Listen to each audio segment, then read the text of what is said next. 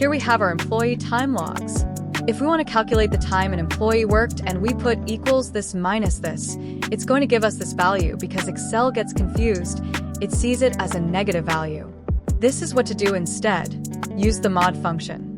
This will help us wrap the time around a 24-hour cycle.